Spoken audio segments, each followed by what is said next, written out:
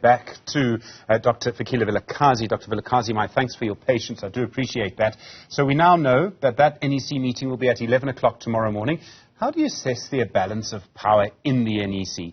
Do you think they're going to ask Ramaphosa to go, or do you think they're going to stay, or do you think by then the decision may be out of their hands?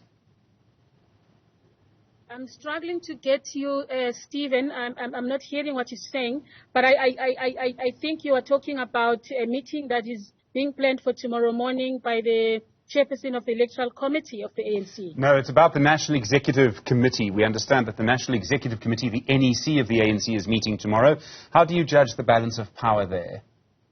Oh, my goodness, Stephen. I foresee that, of course, some of the members of the National Executive Committee, I think we're expecting this. And I'll tell you why. I mean, we've seen a couple of days ago, there was a birthday party of the former president of the Women's League, Matabile Dlamini. We've seen a number of faces in that party, people in a celebratory mood, and coincidentally, the former President Jacob Zuma also was having a prayer with the Church of Nazareth in KwaZulu-Natal, praying for the situation. At the same time, the independent panel report was being expected. So we know that the NEC also, you would have heard from the nominee, Umama Unomvula Mukonyane, who spoke openly that the current NEC was never united from the onset after 2017. They found it very, very hard to work together.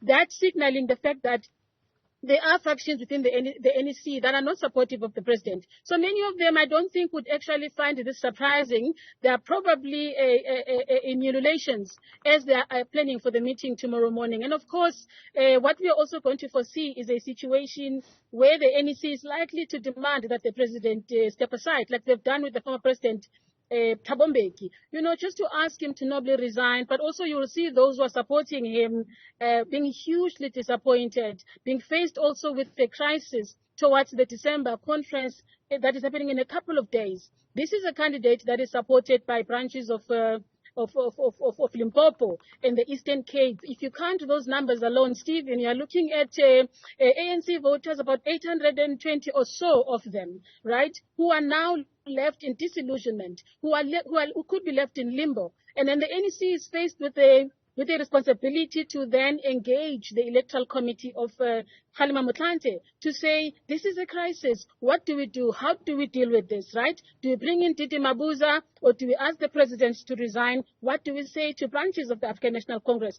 What do you say to the public of South Africa? So they are faced with that a divided responsibility, both in terms of emotion, both of jubilation, but also of sadness. There are mixed emotions here. We're talking about politics of emotion, but also a reality of the change of era that we have been talking about, that has arrived for the African National Congress to say, South Africans have been speaking. I hope the ANC has been listening to say, Cyril Ramaphosa, incumbent honorable president, is the only hope that the ANC could give South Africa.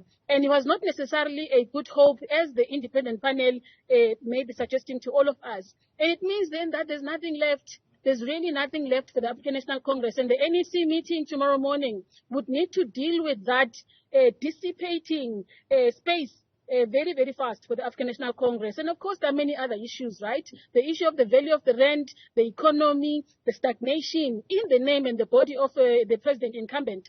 He's making a lot of relationships internationally with investors, with the business sector, and so on. If the president resigns, what does that mean for the economy of South Africa? So the NEC is faced with those kinds of conversations, the policy shift, the constitutional democracy of the country.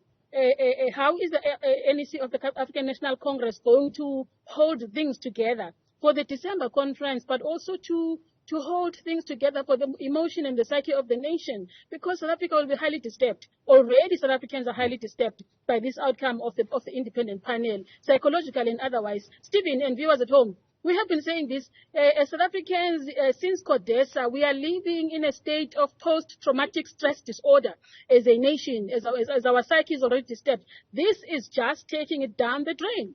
So those are the issues really that the NEC has got to deal with. How do we bring back healing into the nation? How do we hold the nation together through this chaos?